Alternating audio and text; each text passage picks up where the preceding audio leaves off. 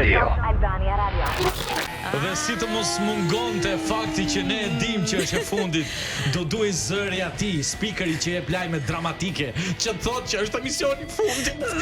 Dhe nuk është e papranueshme. Përse ja kanë lënë atij që jep lajme të tmerrshme që ndodhin në Shqipëri, që të thotë që hapësues emisioni duhet të ishte një njerëz solar, një njerëz i gëzuar. Do të ishte Shako Hoxha.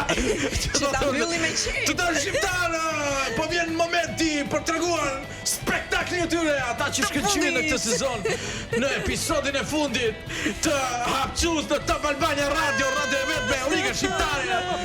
Ja, Bravo, sigurisht nuk do të mungojnë ata dy. Visa dhe Cubi cilët normal ka nevojë pushojnë dhe ata, por në fakt s'do pushojnë dot. Kush tash do pushojnë? Se kanë qinë punë. Do në turneun e Portokallisë. E sigurisht magjia e radios është ajo që mbetet gjithmonë Cubi, sepse nuk zvendësohet me asgjë dhe prandaj ne jemi të mërzitur që hapësues sot do jetë puntatën e fundit, por ama nga ana tjetër, Po jo e fundit fare. Fundit për këtë sezon. e fundit për tashimi. Se në shtator Na futit sankte. se në shtatorën tetor të kenë Dori lindin surprizë. përsëri. Jo, do kenë Me gjëra shumë të bukura. surprizes. Yes, of course. Sigurisht përshëndesim DJ Vinin, i cili ka qenë pjesë e rëndësishme e rrugtimit tonë të hapëques, absolutisht. një duartërki, një hapëqu, një të shtim për veten i dashur Vini. Një të shtim shpërthyes Vini për ty. Të shtima Nuk e tjetër. kishe shumë, po hajt, ma. Të shtima tjetër shkon për gjithë gocat e webit që punojnë këtu në Top Albania Radio, Silvia, Mikelin dhe të gjitha ato që na mbështesin dhe janë kaq të mira, kaq pozitive dhe japin energji kaq të bukur. Dhe janë goca Gjithashtu solare. çunat e backstage, çunat e regjis, i përshëndesim gjithë. Dhe sigurisht kjo nuk ishte kënga që kishim në mendje për ta startuar këtë puntat, sepse ne Cubi nuk përshëndesim vetëm njerëzit që janë në trafik. Më kupton? Jo, s'të kuptoj. Sepse ideja është që neve nuk na ndjekin vetëm njerëz që janë në trafik, pra trafikantët. Jo, kujdes. Po. Në sensin trafikuesit. Trafikagjint. Neve na ndjekin dhe njerëz që punojnë, njerëz që kanë biznese, që kanë punë, janë punë nëpër zyre, nëpër institucione, njerëz që janë punojnë kudo në vende ndryshme. Ma bëre zemrën mal. Dhe unë realisht kur ndaloj njerëzit se për Portokallin dhe për rolet e mia në jetë që në karrierë që kam bërë, normal tashmë e di dhe është kënaqësi kur ndalojnë. Është bërë si dhe pjesë e jona, është bërë edhe si pjesë e jona. Po kur më ndalojnë dhe më thonë që të ndjekim në radio, dhe na pëlqen shumë emisioni juaj, unë ndjej vërtet një kënaqësi sepse është një kompliment special që unë e marr si një gjë shumë të bukur. Edhe mua në fakt kur ma kanë thënë vërtet më është bërë shumë qejfi.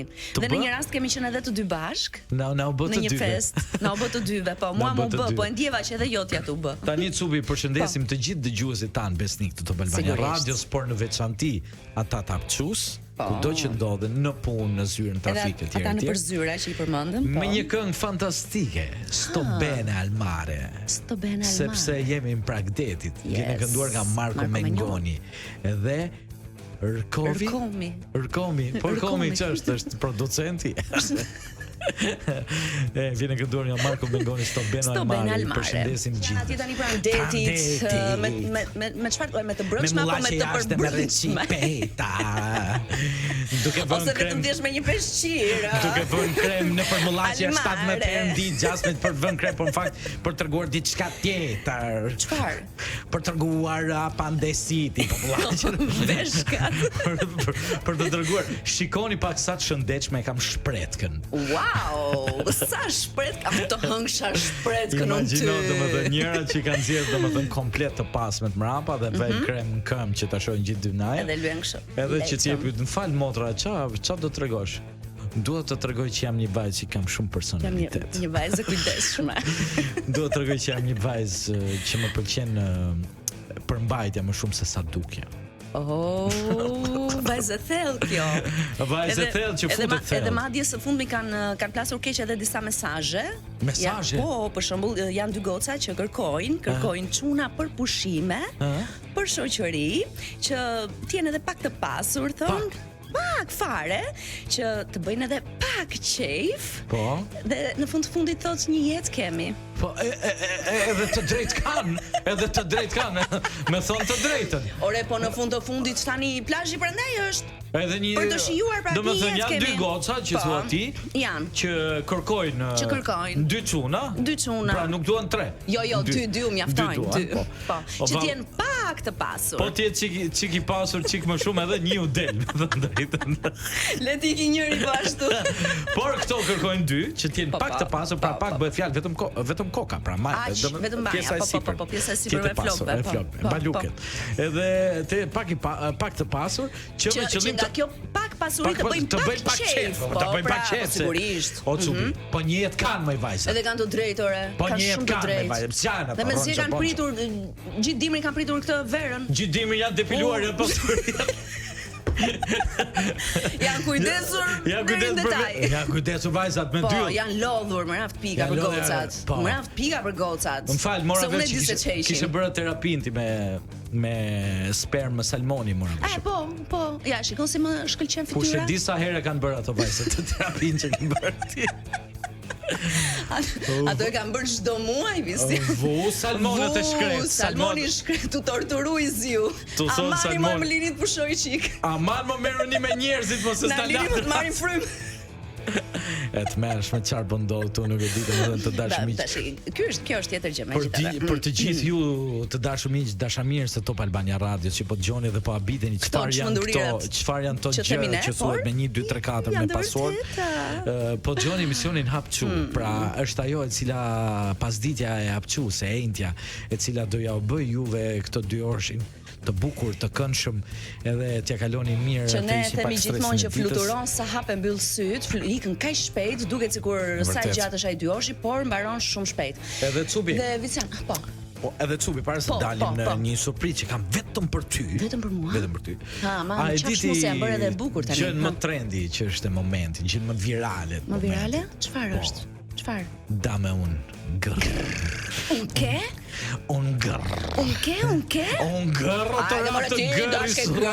gër, tani. Hajde Titanum, si themi ne, Titan, po, Titan. Titanium. Titani, Cubi, për kuriozitet, përdoret për të zëvendësuar kockat e thyera, të dëmtuara, të humbura, etj. Kush son fraktura, po. Yes. Tani okay, të dalim pak nga Titani. Të dalim pak nga Titani, shkojmë Titanic. Jo, do të them një sekret. Sekret? Do të them nuk ta kam mbajt sekret gjithë jetën time. Është gjë personale. Gjë e imja personale, sigurisht. E di që do mërzitesh, do mërzitem. Po, kaq vite shoqe dhe se s'ma ke thënë këtë gjë. Çka ka ndodhur? Je shtatzën? Visian. Urdhë. Unë dashuroj një afrikan. Urdhë? Kam rënë në dashuri me një afrikan.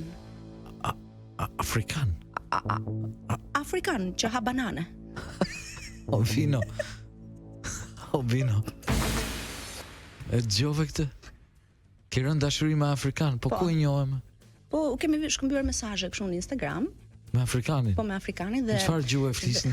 Afrikançe. Apo hidhni banane? Unë të pelençe. I të jedh banane njëri tjetër në përçat. Shiko, e di pse më tërhoqi shumë fakti një afrikani, sepse fillova të googloj dhe të lexoj. Që afrikanët e kanë bananën më të madhe se evropianët. Jo, kanë edhe ca të vogla ata. Kanë edhe të vogla dhe të mëdha. Po ja, i kanë shishme ato të vogla. Svingte nga ne ato banane. Unë vetëm të mëdhajat kam provuar deri tani. Po ti do mos do. Nuk i kam provuar, por nice, shiko tani. Çështja është domethënë që afrikanët kanë një traditë kur martohen, i hedhin nuses para, pafund derisa nusja të buzëqesh. Derisa nusja të buzëqesh. Me rob shtëpie po erdhën në Shqipëri zbuzëqesh asnjë. Po prandaj edhe unë them ku më ra ky fat. Kush të buzëqesh? Po Cubi ka gjithë tjetër bëvi qesh botën, pse ka shkollaj po unë jam aktore. E bëve qesh afrikanit Cubi. Po unë di edhe të qaj mëre në sken. O Cuvi. Ja turin këtu të varme. Unë mendoj se po të vinë këta afrikanët të dashur me këtë traditën e re, këtu do fillojnë gratë nga të qeshar, do fillojnë nevrikosen rrugës. Po, vetëm do ulërasin. Ai tu hedh këtu bëmë nerva. Do thonë në përballë që vetëm ulërasin gratë shqiptare. Çka ka ndodhur me gratë shqiptare? Por Cubi mendoj të them një kuriozitet që të ta prish ëndrrën. Jo çdo gjë është ashtu siç duket. Ato e kanë thënë nusës sa do hedhin, edhe kanë thënë kur vjen momenti buzëqeshës motra do qeshësh tani se të gripa. E kanë ndarë që në fillim si punë këtyre dasave me kaparin e me këto gjërat, po pse kaq facile është e dashur, kaq facile. Unë hëngra. Jo, realisht mund të jetë traditë ngjall shumë me traditën tonë, domethënë se ne e kemi që ne hedhim lek në dasë. Asnjëherë në për intervista, ndoshta mund të themi është intervista e tij të para që do bëj sot ekskluzivisht vetëm për ne. Është koleg, artist, regjisor, por do të flasim më tej se për kë bëhet fjalë. Nuk tregojmë. Jo, nuk tregojmë. Tani të dashur miq, ju e dini që në këtë emision inteligjenca artificiale ka qenë një ndër personazhet e padiskutueshëm, i cili na ka shoqëruar me krijimet e tij artificiale, të cilat herës ka qenë skandaloze. Ka pasur edhe shumë të bukura. Ka pas raste ku edhe jemi befasuar nga inteligjenca artificiale dhe sot në këtë puntat sigurisht do vazhdojmë me traditën. Unë do bëj një poezi që i kam kërkuar ChatGPT-s Cubi të më bëj një poezi me nota humori për realitetin e sotëm. Edhe i dhash dorë të lirë. Edhe ka bërë diçka shumë interesante. Dhe nuk e futur fare asnjë gisht, Absolutisht, vetëm kam bërë 2 rregullime sepse ne rimat nuk përputhen mirë. Të bëra 2 rregullime dhe besoj ka dalë diçka shumë interesante. E në fakt në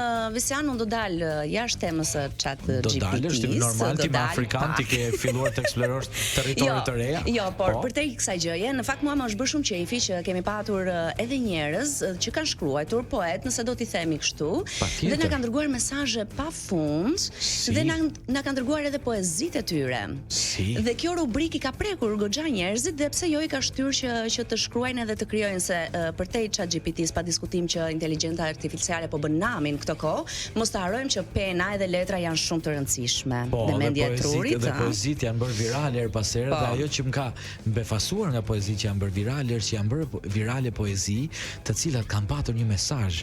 Edhe shpesh herë kemi arritur të kuptojmë që njerëzit në herë kanë nevojë edhe për pak mesazhe, për cilë mesazhe sensibilizimi etj. Kështu që ne do ta vazhdojmë traditën në sezonin tjetër. Patjetër. Dhe kështu që poezitë janë një gjë shumë e bukur që i mungon artit shqiptar. Shumë. Dhe kjo na ka bërë shumë të veçantë. Patjetër. Tani zonë zotri për kënaqësinë tuaj dhe tonën, mirë se erdhe te rubrika AI. Rubrika AI. Dhe për ta filluar siç ka i kësaj rubrike do ta nisim me madamën ton, e cila me zërin e saj melodios dhe të bukur afrikane tashmë. Cubi, s'është momenti të flasësh ti tani, është momenti të heshtësh. E cila me zërin e saj të ëmbël dhe melodios i jep bukuri dhe magji fjalëve të qëndisura në letër. Kur veshat kuqen. Kur veshat kuqe, nuk ndala në pasqyrë. E dija që do të më shije ti çdo pjesë dhe çdo gjymtyr. Hapi mi butë, por sytë si thik. Ti mbete pa frym, ma dhurove pa frik. Kur kalova pranë teje, ti nuk flisje me zë, veç dora të dridhej, s'mund të më lije më. Fustani i ngjitur, më ledhatonte mbi lëkur, mendja jote shkoi larg, në përnet, pa masë dhe mur.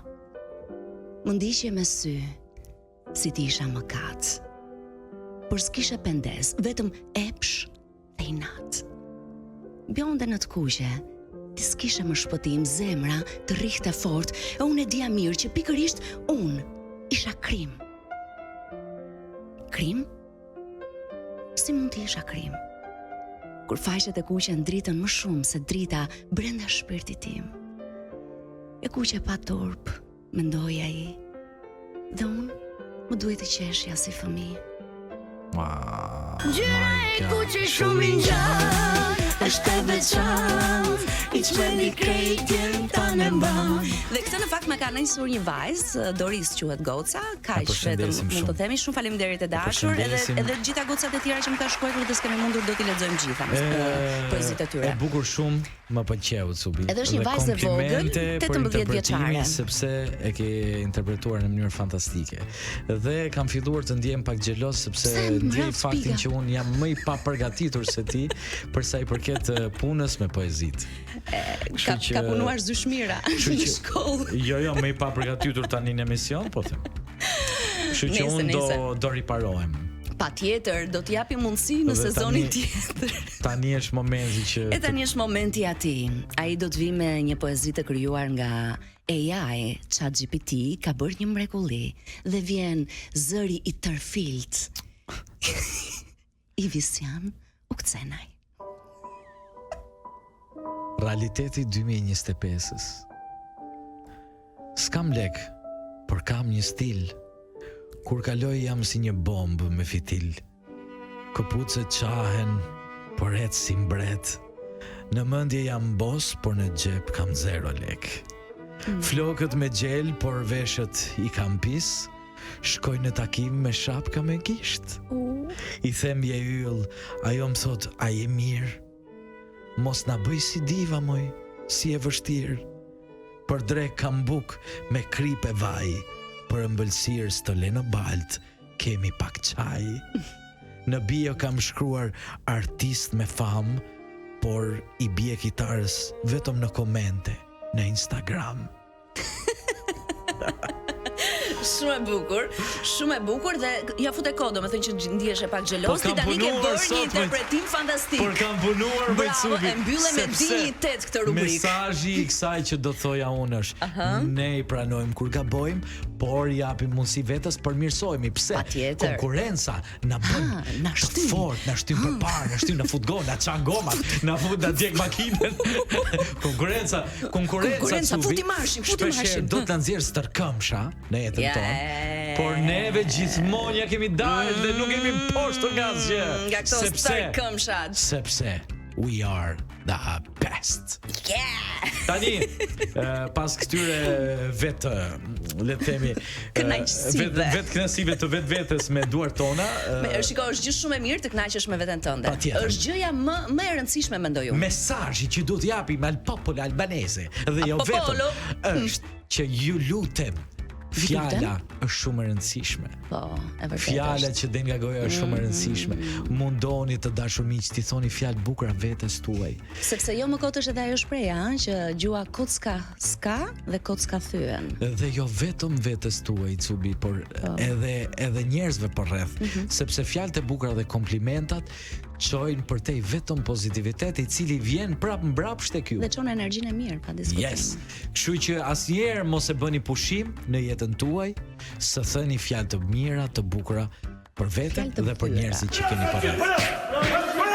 O zotri, kur themi gjëra serioze. O zotri, kur themi gjëra serioze. Të lutem. Am mbyllë gojën më kurse vërtet shumë edhe ti mor tash. Të lutem. Po për çfarë lutesh valla? Do të imagjino. O zotri, po pse lutet? Të lutem. Kaq, vetëm kaq ditë. Ora ka 4 orë thon të lutem. Po, vazhdo. Po të lutem pra. Po është djali lutur mor. Edhe ti kur i thua. Kur jep fjalën, po më fol. Po të lutem pra. Tani robi kur do, të lutem. Kur thot të lutem. O zotri, do të them diçka tash. Të lutem, kthehemi pas pak. Po mirë, vazhdo atëherë. Pas pak. Ja çus, por tani ka ardhur momenti më pikant, më kulminant. Ai më i bukur. Zonja dhe zotri, kemi ardhur në rubrikën Na plasi VIP. Rubrika Na plasi VIP. Sa VIP-a kemi kalu këtu që nuk ju plas VIP-i fare po fare. Sigurisht ai që do të jetë tani on air bashkë me neve, është një që ka prodhuar shumë VIP-a, le të themi. Nuk e di a janë mirënjohës ata, por ai ka prodhuar shumë VIP-a. Po janë se janë. Ka qenë pjesë e rrugtimit të pothuajse 80% të VIP-ave shqiptar. Dhe do ta zbulojmë tani se kush është ai. Nëse Mira Murati fshihet pas ChatGPT-s, ai fshihet pas portokallis. Zonja dhe zotri, Ilir Muhamedaj. Liro, mirë mirë se na erdhe. Mirë se Liro se ne flasim në konfidencë. Mirë se u gjeta Cubi. Më në fund shqyr mori që na erdhe. Se duhet të luteshim shumë. Po desha t'ju falenderoj nga zemra që edhe pse më keni ftuar 100 herë dhe nuk kam ardhur, ju prap ngulëm që të vija. Po si këngulëm dhe në puntat të fundit, ë? Po, puntata e fundit të shënsi. Dy veta kam ftuar për puntat. Dy veta kam ftuar këtë puntat. Ledioni dhe ty. Ledioni tha në vjeç dalun. E ka të ndaluar. Dhe faleminderit mirë se u gjeta. Ilir është kënaqësi të të kemi këtu, domethënë përpose lozheve të cilët ngjajnë si kështu ti meriton domethënë fjalët e mira. Edhe kuna është dhënë mundësia dhe jemi pyetur unë personalisht që të njoh në këto 2 vite e gjysmë, kam vetëm konsiderat dhe respekt për ty si njeri dhe për punën tënde. Kështu që jemi shumë të lumtur që bashkëpunojmë me ty për të bërë një portokalli të bukur, e cila vazhdon të shkëlqen. Një spektakël fantastik. Shumë falenderoj të falenderojmë. E njëjta gjë vlen dhe për ju nga ana ime. Faleminderit brother. Tani një pyetje për gjithë njerëzit që nuk e njohin Ilirin, pra regjisorin e portokallisë. Mastermind. Shumë njerëz nuk e njohin sepse Iliri është hermetik totalisht. Është një njeri që nuk del kurrë nëpër intervista, është kaq shumë problem dhe se kuptoj pse, sepse është pak introvert nëse bëhet fjalë për intervistat. Shiko, kjo është intervista e dytë që kam dhënë në jetë. Pa mos ja fut Po që kemi me fat. O vino në jetë. Jo, më saktë kjo është Emirfield, kjo është e para, sepse e para ishte pjesë e një dokumentari që u bë për Portokallin për 20 vjetorin. Ndërsa intervistë shumë pyetje përgjigjen në këtij formati meriton një të shtim, vino një të shtim vetëm për çu të madhe vino, një hapçu vetëm për Ilirin. Kam deri që t'ja u jap juve. Shumë faleminderit. Ilir, për gjithë njerëzit që s'njohin, kemi dëshirë të dim pak kush është Iliri, ku ke lindur, shkollimi yt dhe nga se përbëhet familja jote. Tani un kam lindur në Tiranë. Megjithatë më pëlqen që të them vazhdimisht që me origjinë jam nga Përmeti. Domethënë sepse edhe duhet të jesh krenar se është super qytet shumë i bukur. Jam krenar që them që jam nga Përmeti, edhe pse babai im ka lindur gjithashtu në Tiranë. Por çeke Tiranës me një pozitivitet të trashëguar. Me pak përmetare aty brenda. Okej, pastaj kam mbaruar Akademinë e Arteve në vitin 2005 për regjisor. Super. Dhe që nga i vit me disa punëra të vogla, si më thën, ndërkohë që isha edhe në shkollë, un kam filluar punë në Top Channel pra në 2005-ën si asistent regjisor i Portokallisë në atë kohë dhe tani bëj 20 vjet që punoj në Top Channel. Ti që ke i lasht more. O Cubi, imagjino sot në këtë intervistë festojmë 20 vjetorin në Top Media. Intervistën e parë. Oh, that's crazy baby. Wow, intervista e parë. E pabesueshme duket kjo. E pabesueshme që ka punu në mes të intervistave, ka qenë dhe jo vetëm, po kam punuar dhe si regjisor i një emisionit ngjashëm si ky që bëni ju, i Wake Up-it. Disa kohë patë një takim të beft me DJ Vinin dhe kujtuan kohët e vjetra ku Iliri u bën pak nostalgjik çunat me njëri tjetrin. 5:30 mëngjesit. Kujtime të bukura. Ndërkohë familja jote Liro? Familja ime përbëhet nga 3 vajza, që domethënë është vajza e madhe që është Nisja, shefja pra, komandantja, të cilën e përshëndes fort sepse ma la dhe porosi. Të përshëndesim ne përshëndesim, patjetër. Unë do ta bëja gjithsesi dhe po mos ma thoshte, po me që shumë neve Lali si ka emrin?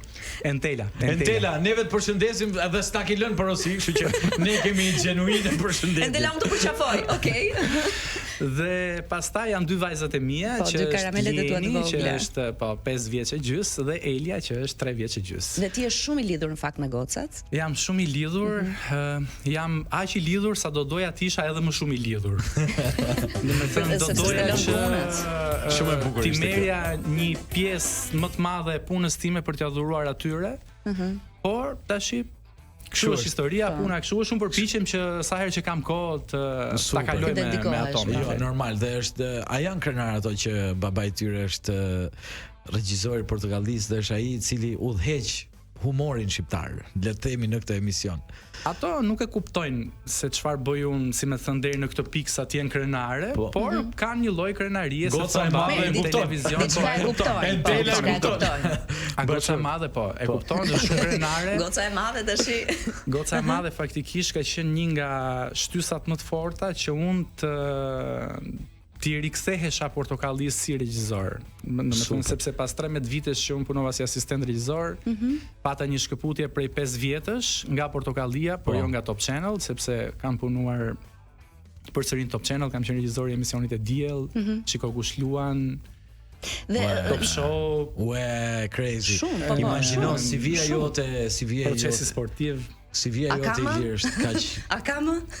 Okej, shiko, por njerëzit që se duket sikur çfarë po them, domethënë njerëzit që punojnë televizion kështu funksionojnë. Domethënë her pas here, sidomos ata që punojnë në të njëjtin dhe kanë vendosur të punojnë në të njëjtin televizion, mund të ndrojnë profilin brenda televizionit, nuk është në një meritë e madhe që kanë bërë këto emisione që kanë bërë, domethënë. Le ta themi me sinqeritet që është një lloj merite sepse jo të gjithë mund ta bëjnë këtë gjë.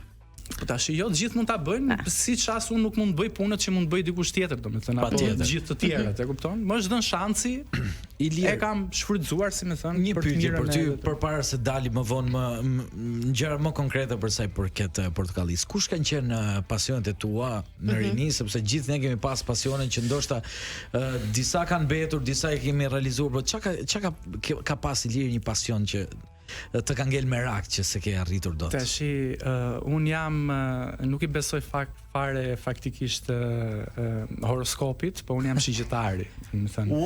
Që ka si unë. Okej. Dhe në përgjithësi thonë që shigjetarët kanë pasione, janë aventurier, vërtet. Domethënë dhe me thënë të drejtën, edhe në rini që i bëja këto pasione dhe tani që i kam ëndra që do t'i bëjmë, më duket sikur do vazhdoj t'i bëj, po ndel koha, thjesht ke kohë. Po kam pas dhe kam shumë pasione si për shembull, motorat kanë qenë një nga pasionet e mia, kam qenë pjesë e një grupi motoristësh për disa vite, udhëtimi pra, po themi me motor. Dhe në fakt, më fal që të ndërpres pak Liro. Në grupin me Gen Bekun me këto Steel Wings. Dhe ti në fakt, unë që të njoh edhe më herët ndoshta se Visiani, ti duket sikur je maturuar shumë, ke ndryshuar shumë nga Iliri dikush. Po tashi të maturojnë përgjegjësitë dhe hallet. Po mos shikoj veten ti që e beqare s'ka qenuar. Po nga pasionet e tua ke hequr dorë 100%? Jo, nuk kam hequr dorë, domethënë thjesht thash, jeta familjare apo pozicionimi që ti merr në një pikë të jetës tënde, qoftë edhe profesionalisht, të limitojnë pastaj nga pasionet, nga gjërat që ti do apo që mund të bëje më përpara kur ti s'kishe asnjë lloj përgjegjësie, si më thën, preokupime familjare dhe të gjitha për familjen. I kam ëndrat aty, përpiqem t'i bëj her pas here. Kam disa miq akoma me të cilët motorin jo se e kam çik vështirë duke pasur vajzat që duhen çuar në kopshte në mëngjes se duhen marrë nga dreka, po thash zhytja ka qenë një pasion tjetër, peshkimi, ku diun kam pas. Okej, kam shumë. Do rikthehemi prapë me pyetje tjera për Ilirin. Po tani do ta qerasim në Ilirin. Por Ilir, ne kemi qerasim vetëm për ty. Të gjithë i qerasim, por ti e ke më speciale. Okej. Publicitet. 20:00. Fluturoj koha, Fluturoj koha si një gonxhe me saksi, kot valide. Jemi së bashku me Cubin, DJ Vinin dhe sonte me neve të ftuari special i puntatës fundit Ilir Muhameti, regjisori i Portokallis, dhe jo vetëm, duhet theksuar. Sa përmendi deri tani ai, o zot. Deri tani na ka thënë 8 emisione. Gjithë emisionet. Ilir, rikthehemi prapë tek ty. Jam shumë kurioz të di për fëmijërinë tënde. Kanë kaluar ka shumë vite dhe besoj edhe ti, normal si ne, ke qenë një fëmijëri që raportet me misin ke pasur shumë të ngushta në atë kohë, sepse e vetme gjë që na lidhte kanë qenë lojrat. Ishin edhe kohërat ndryshe, po. Tjera. Si jeti në raport me shoqërinë? Ai ruan më raportet? Tani fëmijëria atëre me fëmijërinë e fëmijëve sot. Po. Fatkeqësisht është po them fatkeqësisht për fëmijët sot në thonjza. Po, e vërtet. Mbas është fjalë e madhe fatkeqësisht, por dua ta them sepse përjetoj prej vajzave të mia. Domethënë në kohën kur unë isha fëmijë, kisha shokët e mi të lagja ime me të cilët dilja për ditë, pa mamin, pa babin, pa gjyshen, pa atë, dhe kisha po të njëjtët miq dhe shok, dhe nuk kishim ambiente argëtimi apo lodra si këto që kanë fëmijët sot. Që mund t'i çosh, janë me pagesë apo pa pagesë, pak rëndësi ka, domethënë, por problemi është që sado që këto duken më argëtuese, për fëmijët nuk janë aq argëtuese, sepse fëmijët sot në ato ambiente nuk kanë shok. E vërtet është. Thjesht shkojnë, argëtohen me lodra plastike që gjejnë aty, përpiqen të krijojnë një shoqëri të cilën nesër nuk do ta kenë më. Domethënë dhe për këtë më vjen keq, domethënë bëra këtë parantezën për të thënë që shoqërinë time të fëmijërisë me thënë të drejtën ose më sakt, jo të fëmijërisë, po do thoja deri shoqërinë e gjimnazit apo dhe të shkollës lartë, kam pas shumë të mirë, të mrekullueshme, domethënë kam pas dhe kam marrëdhënie sidomos me shoqërinë e gjimnazit, akoma kam të njëjtët shok. Të gjithë kanë këtë marrëdhënie me gjimnazit, se duket sikur është një moshë që edhe pak më i rritur dhe kupton më shumë dhe di se si ta mbash shoqërinë. Po, nuk e di sepse ndodh kjo, se me shoqërinë e shkollës lartë për shembull nuk ndodh, ose ndodh, domethënë unë edhe personat që kam pas ose miq që kam pas pjesëtarët e grupit të regjisë që kam pas, kursit, po, i kam prap shumë miq, por nuk bëhemi aq shumë në përditshmëri sa ç'bëhem me ata që kam pas në gjimnaz. Duket sikur është një lloj edhe xhelozie kjo nga ana profesionale. Jo, në rastin tim jo. Jo, unë mendoj se në rastin ton jo, nuk e di se çfarë ndodhet te kurset e aktrimit, për shembull, që ju keni qenë, po te kurset e regjisë ne nuk kemi pasur. Të paktën te grupi im kemi qenë grupi mrekullueshëm, domethënë njerëz që nuk e di, nuk ka pas ekzistuar ky koncept i xhelozisë. Kush ka qenë pjesë e kursit tënd, janë emrat ka qenë Nida Gjata, Zhaku, po. Ka qenë Dionis Papadimitri, ka qenë Fatmir Sina, një pjesë. Po, e njohim, Miri, po. Dritan Sejamini është një djalë që tash është një idealist, po ka qenë djalë shumë i mirë. I përshëndes që të gjithë Aurora Qazimi ka qenë. Këto kanë qenë, ne 7 veta ishim në të gjithë janë Kolçinaku. Të gjitha këto që the përveç Brikenës që nuk e njoh kush është, të gjithë njihen. Domethënë njihen kanë bërë sepse Brikena është vetmja që si më thën nuk vazhdoi këtë rrugën e artit në profesionin e vet pastaj, por është Brikena është një gocë fantastike, është nusja e Dionis Papadimitrit, në fjalë ata të dy u martuan në një tjetër. Lira, po më thuaj pak si të lindi kjo dëshira në lidhje me regjin. Ti merreshe me art, po themi me aktivitete artistike, Shiko, ishe i angazhuar si fëmijë? Kam përshtypjen që një lloj është fat. Pjesa se si arrita unë deri tek regjia. Me thënë është totalisht çështje fati, po ndonjëherë fati ose njeriu shkon drejt fatit të tij, domethënë, thjesht sepse nuk thot jo në një moment të caktuar, domethënë. Se mund t'i bëjnë një pyetje që a do ti që ta bësh ti mund të thosh jo. Jo.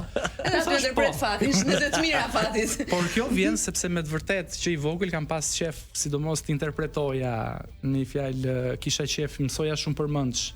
Gjërat, më pëlqente shumë poezia. Po. Domethënë edhe poezit jo vetëm i mësoja, po kisha qef dhe ti interpretoja, pastaj në gjimnaz fillova të merresha pak me klasa teatri ku kur bëheshin shumë të rralla në ato. Domethënë, por që ishte një gjë që nuk e di pse e doja, sepse në fisin tim nuk ka asnjëri lidhje me artin. Po mirë, tash njëri do dalë një artist brenda fisit. Kur ishe në akademi, devocioni jot ka anuar më shumë nga drama apo komedia? Si ka qenë faksi qase, se për shembull ka ndodhur që mu personalisht un kam qenë një aktor që doja vetëm dramën, kurse kam pëlqyer komedi. Me thënë të drejtën, e njëjta gjë ka ndodhur edhe me mua, më ka pas pëlqyer edhe me mua, më ka pas pëlqyer shumë pjesët, si më thën, të vija në sken, po pjesë dramatike. Po edhe komike e kisha nuk e di, shiko, komedia është e vështirë, domethënë duket sikur është gjë më e thjeshtë, po mendoj që zhanri më i vështirë për tu realizuar.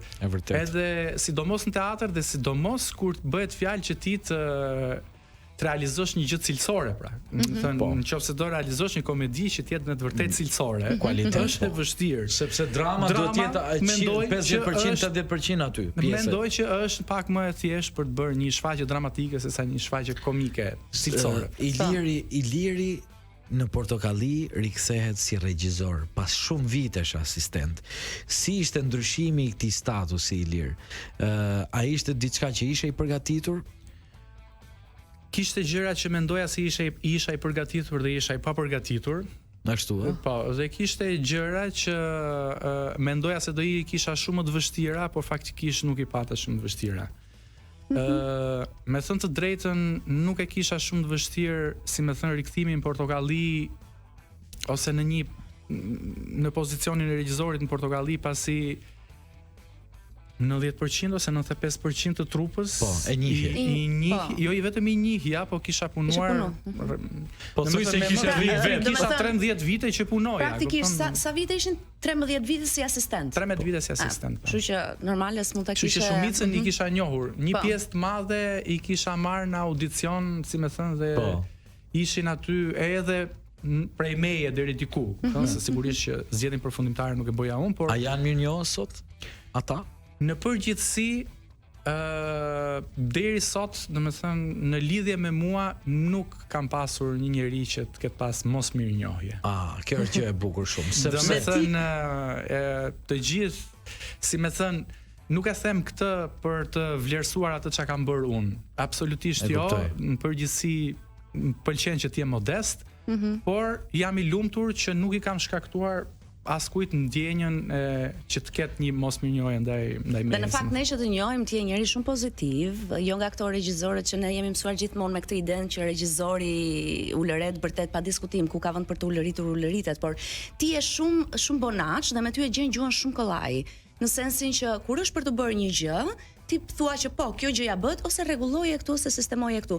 Pra, kjo mënyra e komunikimit, ti e ke fituar gradualisht këtë gjën në komportim me aktorët, po them, apo ke parë si ka funksionuar dhe ke menduar që kjo duhet rregulluar? Unë mendoj që jo, e para një herë, kjo është edhe një nga dobësitë e mia. Do të thënë ti po e thu si kompliment. Por nga ana tjetër është një dobësi deri diku për faktin që jam pak më tolerant se sa duhet. Por sigurisht edhe pse jam tolerant, edhe ju e dini, unë përpiqem që me forma tjera ta arrij qëllimin për të marrë më të mirën. Patjetër. Prej të gjithëve, si më thënë, edhe prej vetes, edhe prej jush, edhe prej pjesës tjetër të stafit. Është mendoj një karakteristik e imja e lindur, nuk e kam zhvilluar gjatë rrugës të faktin e të qenit tolerant apo i të zgjidhurit gjërat. Madje kam pas dyshime më përpara, edhe thosha që ore, a funksionon dot në drejtim një njeri si unë, domethënë? A mundet ta bëj duke qenë të më dha në kokë? Po, e kam seriozisht, domethënë e kam vënë në dyshim këtë që a mundesh me mirësjellje ta drejtosh një dhe ka treguar histori që njerëzisht drejtohet. Dhe me thënë të drejtën, do ta them sot, është një gjë që s'e kam thënë asnjëherë se nuk kam pas sepse ta them, domethënë, po e them. Ka qenë dikur një kapo maestro i orkestrës Portokallis që quhet Dorian Gjoni. Dhe ka qenë një djalë fantastik dhe si më thënë në heshtje unë gjeja një lloj mbështetje tek ai mbasi e shikoja me i fal thosha ja si ja del ky.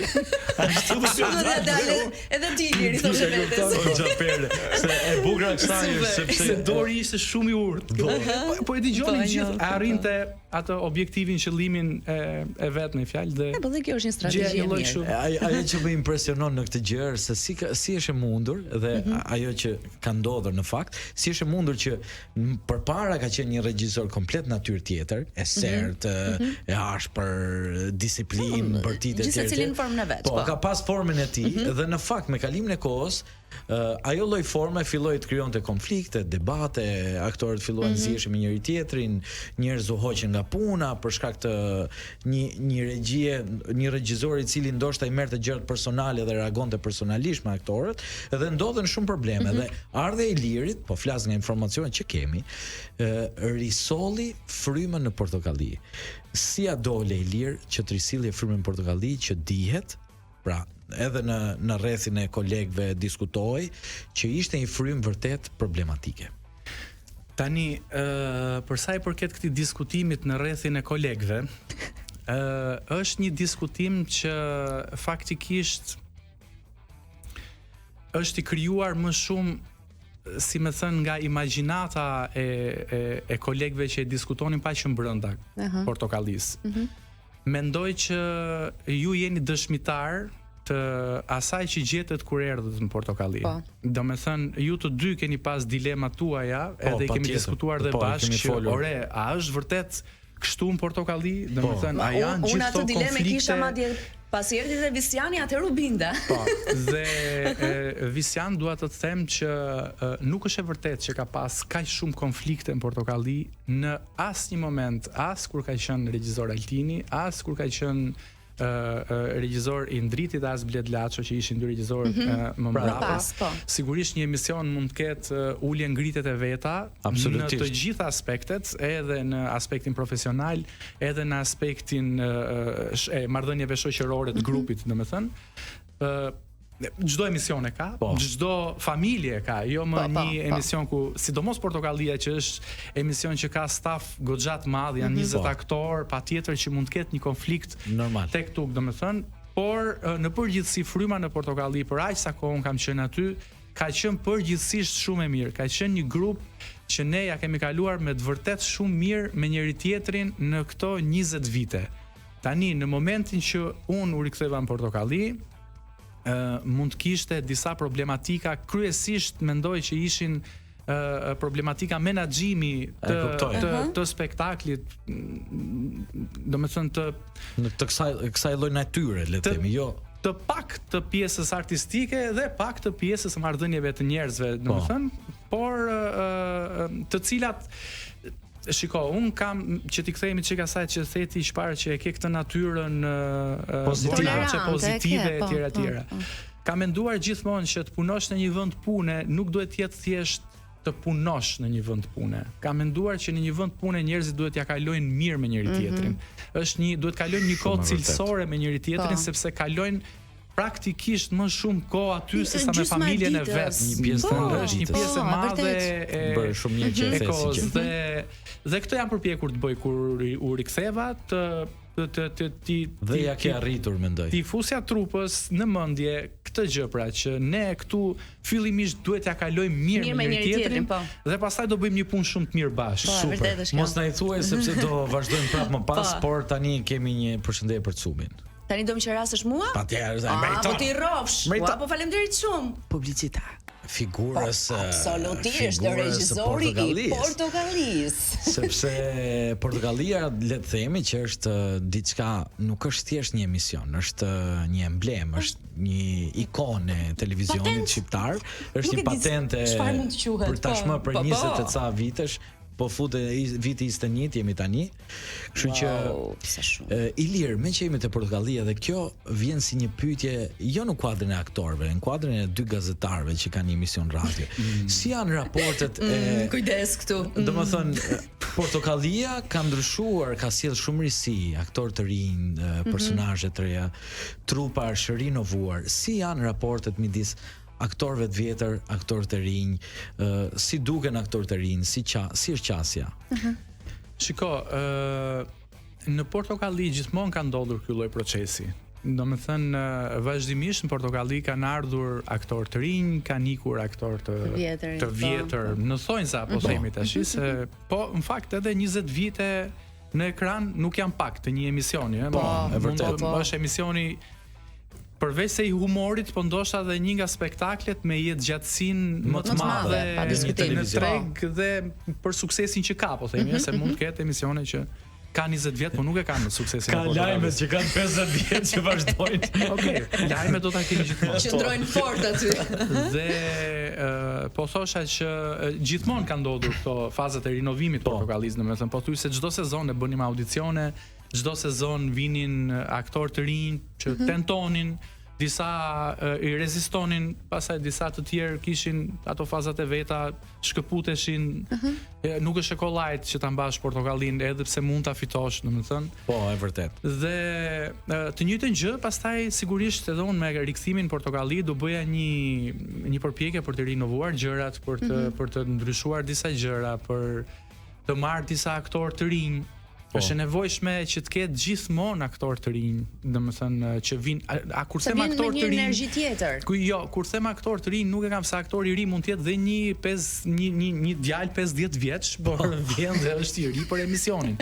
E kam fjalën për brezin e ri, për çuna dhe goca të reja që vinë Portokalli, dhe kjo një nga arsyet më të rëndësishme sepse duhet kjo është sepse Portokallia në humorin që bën kryesisht bazohet në aktualitet, dhe normalisht edhe në disa fenomene që ne janë për mosh pak më të rritur. Jo, edhe disa fenomene që unë tani nuk i kuptoj siç i kuptoja kur isha 20 vjeç. Po, e vërtetë është. Dhe Portokallia gjithmonë ka pasur, si më thënë, atë fashën e ndjekësve të saj që nga fëmijët që kanë filluar që shikojnë Portokallinë edhe deri pa limit pastaj, kështu që deri tek vampirët që jetojnë 2000 vjet.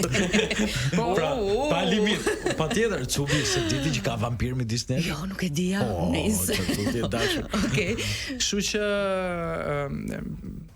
është një gjë që ndoshta ju tani erdhët dhe vetë, si më thënë, Portokalli dhe po e përjetoni, por do ta kuptoni me kalimin e viteve për sa po do jeni. Pyetja nën pyetje për ty, që ishte pyetja nën pyetje që ndoshta dhe e shmangë qëllimisht. A ndjen që ndoshta her pas here mund të ketë pak xhelozi midis aktorëve të vjetër që janë aktorët që kanë? Fal, po jo, nuk e shmanga qëllimisht. Ka dy fenomene që ndodhin. Mund të jetë një xhelozi e fshehur her pas here, por kryesisht në Portokalli aktorët e rinj e kanë pritur shumë mirë. Nuk di ndonjë aktor të rinj që është vërtet që të jetë ankuar nga aktorët e vjetër në Portokalli.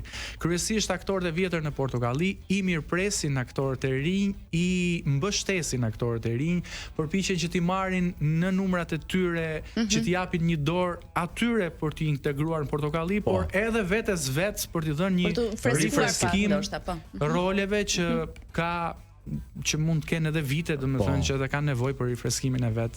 Super. Bëre mirë që e cek edhe këtë gjë, sepse thjesht kjo është diçka që njerëzit mund bëhen kurioz. Asnjë gjë të keqe janë. Jo, unë tendenca ime që të pyes nuk ishte që ti thuar gjëra. Ishte që tu po them një gjë ti po ti fare s'po na thua. Absolutisht ishte që ti thuar gjëra të vërteta. Pra nuk duam gjëra të këqija, duam të vërteta. Dhe normalisht vetëm vërtetat na interesojnë dhe rëndësi për ne ka që ti thua të vërtetë. Megjithatë mua Liri për shembull më ka rënë në sy ardhja jote dhe dua ta theksoj këtë gjë. Aktorë të rinj, pra që kanë qenë në Portokalli, të rinj në moshë, po themi, që dikur kanë qenë në hije dhe ti duket sikur i ke shkarthisur aty brenda, pra duket sikur ju ke dhënë ju ke gjetur formën për t'i sjellë dhe për t'i sjellë ndryshe që publiku t'i doj. Tani kjo është detyra ime. Kjo është rasti konkret me Devin për shembull. Disa regjizorë të tjerë ndoshta përpara nuk e kanë bërë këtë gjë. Po mirë, disa regjizorë të tjerë i kanë dhënë një formë tjetër, dikush tjetër mund të ketë qenë më primar apo ku diun në ato momente që ka qenë dikush tjetër përpara meje. Kjo nuk ka shumë rëndësi, domethënë un jam përpjekur që ose përpiqem t'i jap kohën e barabartë secilit aktor aty, duhet ta keni vënë re këtë. Gjë sigurisht që të rinjt kanë nevojë për më shumë mbështetje, kanë nevojë për në Portokalli kanë aktor që kanë kaluar praktikisht jetën e tyre aty, kanë ndërtuar jetën e tyre, kanë 20 vite që punojnë në Portokalli. Erdhën fëmijë, si më thënë, siç isha bën me fëmijë. Tani këta fëmijët e rinj që vinë kanë nevojë që dhe këta të trajtohen siç u trajtuan këta dikur. Domethënë sigurisht që të rinjve në kohë të tjera, në kushte të tjera. Mirë, dakor, por që sigurisht që të rinjve duhet ju kushtosh pak më shumë vëmendje që ti integrosh. Që ata të jenë të gjithë barabartë pastaj me pjesën tjetër të trupës përballë spektatorit, domethënë secili aty kërkon që të jetë maksimumin e suksesit vet dhe regjizori dhe kënaqësia ime më e madhe është kur secili arrin tani nëse ti flet për një aktor, jo vetëm thjesht individ. Por ka një gjë, domethënë ka aktor që duke qenë se kanë 20 vite eksperiencë në Portokalli, ti si regjizor je i sigurt që ai e ka të garantuar suksesin. Ai është. Domethënë me atë ti sigurisht që do punosh pak më pak sepse ka eksperiencat, ka vitet që ka punuar aty. Kurse me një të ri sigurisht që do punosh pak më shumë që ti ta ngresh në nivelin e atij të vjetrit. Duke qenë se ti the shumë gjëra, por ne do të bëjmë dhe i pyetje më pas për sa i përket Verë dhe Portokalle që starton me datë 4 korrik. Por përpara se të kalojmë te Verë dhe Portokalle, do kalojmë tek ato që erdhën. Të erdhën ty? O, zoti ma, Liri vinë edhe këti, është të mërshme. Okej. Publicitet. Koha ka fluturuar çdo tente, por sot në tenten e sot me fluturoj më shpejt se asnjëherë. Sepse ndoshta ne që kishim edhe regjizorin ton. Tani pyetja drejt për ty Ilir. Në korrik fillon Verdhe Portokale, spektakli i portokallisë që vjen në sheshe të çdo qyteti të Shqipërisë. Do na thuash kush është data e parë dhe kush është qyteti i parë që Verdhe Portokale do vizitojë? Verdhe Portokale është në sezonin e 11 që bëhet, pra ky është viti 11 që bëhet turneu i Verdhe Portokale, i Portokallisë, po në këtë titull Verdhe Portokale, dhe fillon në datë 4 korrik në qytetin e Fierit. Ua, gjithë fierakët ç'a bëni për Verdh me datë 4 Të gjithë tek sheshin datë 4. Dhe pastaj do jemi në rreth 20-21 qytete në gjithë Shqipërinë. Është një atmosferë fantastike që ju e keni provuar vjet për herë të parë. Tani Ilir që neve e kemi zgjidhur, po ti që do jesh kaq shumë kohë larg bashortës dhe shtëpisë, ç'a do i bësh një dhuratë bashortës që t'ja bësh qefin tani? Ç'a ke një këngë preferuar ta përshëndesësh diçka domethënë, që t'ja bësh qefin? Ti dhuroj një këngë domethënë. Ti dhurosh një këngë, Dhuroja një këngë se s'ke ç'a bën tani. Do të fillosh me qoka tani Ilir se ke pu. Se një muaj do ikësh. Shiko, është një këngë që jam rikthyer mbas shumë vitesh faktikisht, edhe ka filluar të më pëlqej prap. Quhet Poison nga Alice Cooper. Alice Cooper, Poison. Kjo është për gocën e madhe. Gocën e madhe. Goca e madhe shijoje. Për Entelën. Atëherë ne të dashur miq me këtë përshëndetje që Iliri bën për bashortën e tij Entelën ose gocën e madhe siç e quan ai po. Ne përshëndesim të gjithë të dashurit tan që na kanë dëgjuar këtë sezon në Hapçu, të gjithë besnikët tan. Besnikët e Hapçus. Përshëndesim DJ Vinin. Faleminderit. Me shumë dashuri. Vini, thank you brother. Përshëndetje DJ Vini.